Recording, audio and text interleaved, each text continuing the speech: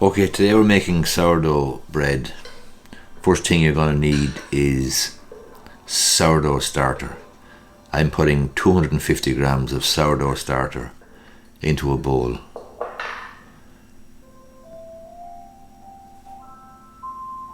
The sourdough starter is absolutely key to the success of a sourdough loaf because it has to do the heavy lifting. Literally, it's got to lift the loaf when it is eventually in the oven and the heat hits it.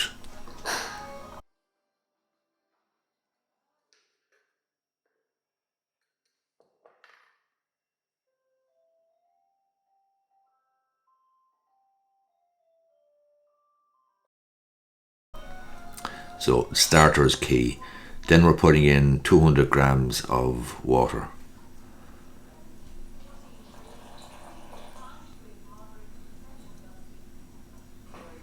And then I'm going to break up the starter and the water with this little plastic dough scraper from that I bought online. It's just a little plastic thing. Anything at all would probably do you just to break up the starter. So the starter and the water are in the bowl there at the moment. Now I'm going to be putting in some strong white flour. In this particular recipe, it's 375 grams of strong white flour.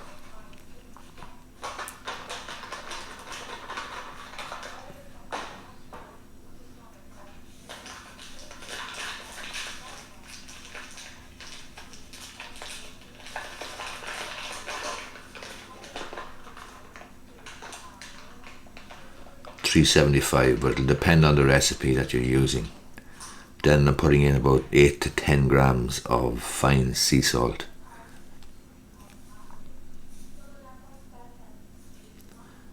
And then I'm just going to mix, actually I put honey into this as well. I'm putting in 1 spoon of honey, a good generous spoon of honey, as you can see. And I'm going to put in some hazelnuts as well. So the honey and the hazelnuts, and especially the honey, will give it a really nice taste. The starter obviously is key as well, and the starter is made from rye flour, strong white flour and whole meal flour. It's actually Neville Maguire's recipe from his book Home Economics for Life or something like that, I think it's called. So I break in the hazelnuts, break them up into little bits and just put them in. I don't be too fussy about how much I put in, but I put in a fairly generous helping.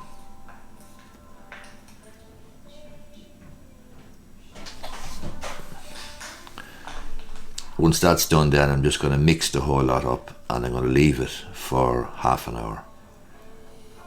So I'm just going to mix it now with my hand and leave it for half an hour.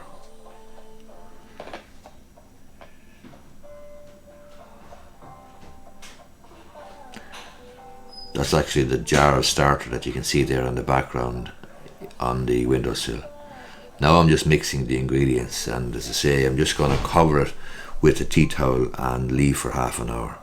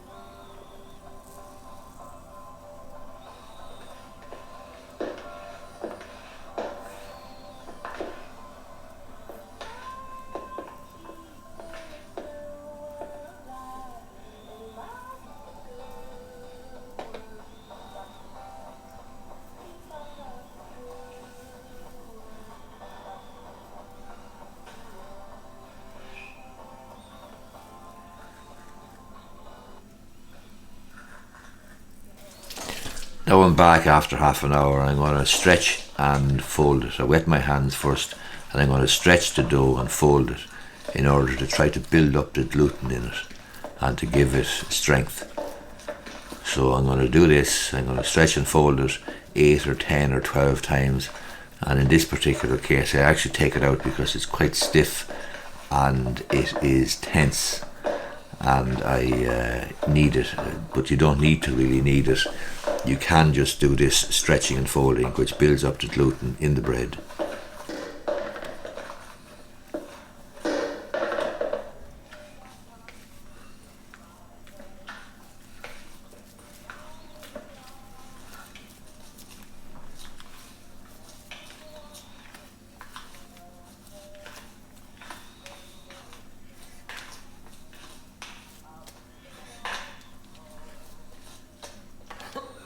You can see what I'm doing there. I'm stretching it and I'm folding it back over itself. That's all I'm doing. And I'm trying to make it into as neat a little package as I can, so that the gluten will develop.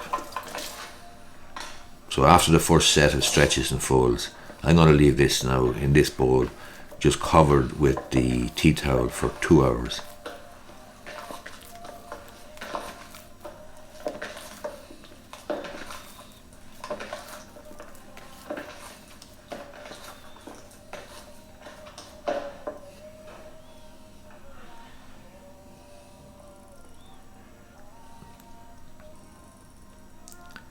So I'm putting on the timer there now for 2 hours. I'll come back to it after 2 hours.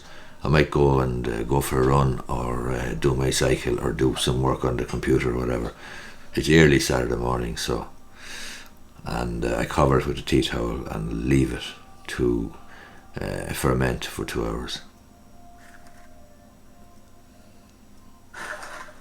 Now I'm back again after 2 hours, and you can see that it's brighter. I'm going to do precisely the same thing again. I'm going to stretch and fold.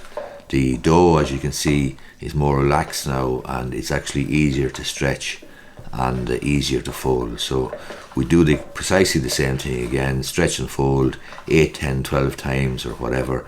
Get it as neat as you can into a ball, and we're going to leave it then for another 2 hours after putting on the tablecloth or the dishcloth, whatever you call that thing, tea towel.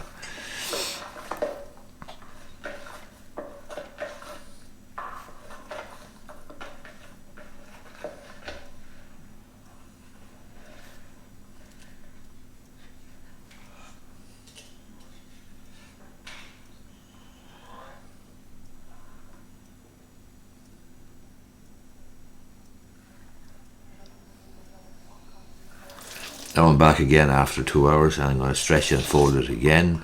This is the third set of stretching and folding, and as you can see, the dough is getting more extensible. It's easier to stretch, and it's probably getting bigger then as well. It's fermenting, and time is playing its role in the development of the dough and in the development of the gluten in the dough.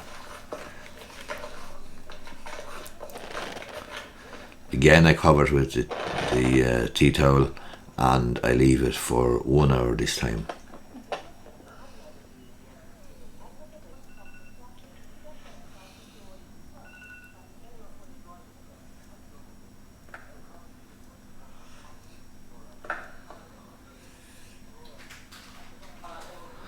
Back again after 1 hour now, and I'm going to dust the top of it with some flour, and I'm going to dust the worktop with some flour, and I'm going to empty or take it out of the bowl, and again I'm going to stretch it and fold it, and I'm going to leave it on the worktop there covered with a tea towel for approximately an hour as well. So I'm taking it out of the bowl now, obviously, and I'm going to just stretch and fold it again. It's getting bigger, and that's what we want. We want to see it getting bigger, because that means that the fermenting is working and the gluten is developing.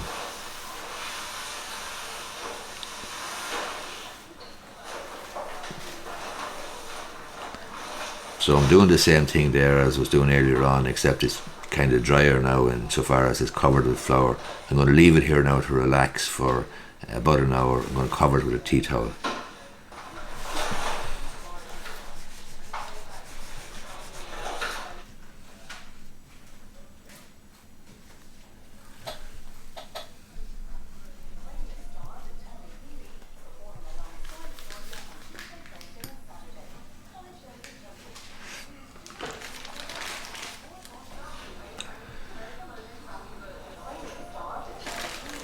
Now I'm back after an hour. I'm going to put some flour into the Bannerton basket. This is called a Bannerton basket, and I'm going to put the dough into it, and it's going to proof in the fridge. I'm going to stick it in the fridge for the rest of the day and overnight, and I'll be baking it then tomorrow morning, Sunday morning. So I just dust the Bannerton basket and put in my dough, and then I'll leave it in the fridge. I'm going to put it into a plastic bag, leave it in the fridge for the rest of the day. It's only around 1 o'clock or 12:30 now, and I'll leave it in for the rest of the day, and then I will leave it in overnight as well.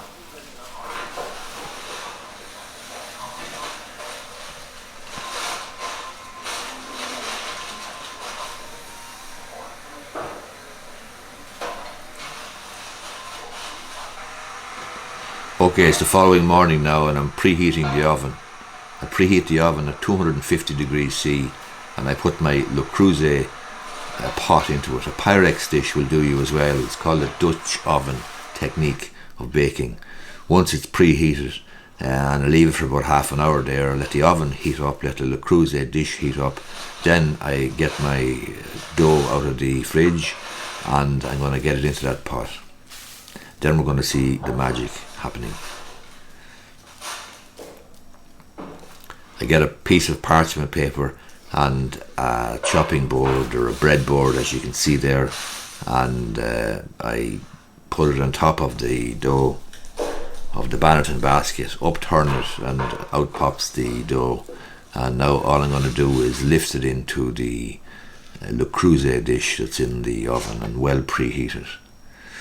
The lid then on the Le Creuset will seal in the moisture and so on. Before I do that, however, I score it and I put a little design on it. This particular design is a straightforward sort of a box or a square or a rectangle, and then I'll put a little cross in the middle, and it'll look nice if the thing proofs or bakes well and we get good oven spring. Oven spring is when you see that developing and blowing up, essentially puffing up once it hits the heat in the oven. That's what we're looking for. We're looking for a nice loaf then after that.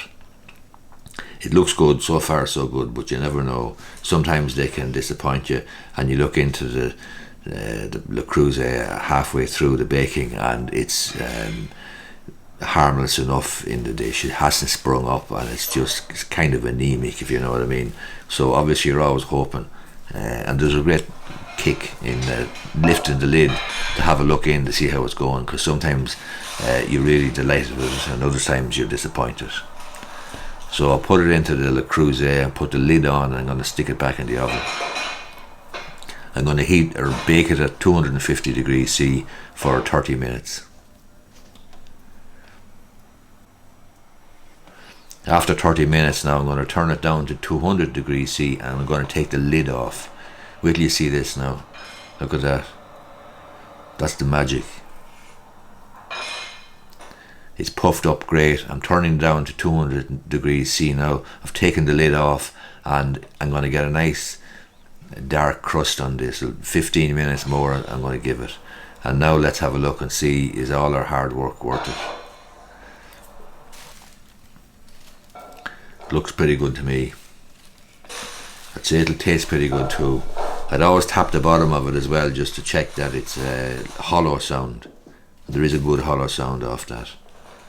So there you go, sourdough bread with a little bit of honey and some hazelnuts in it. Very, very nice. If you like this video, I'd appreciate if you gave it the thumbs up down below. Thanks a lot.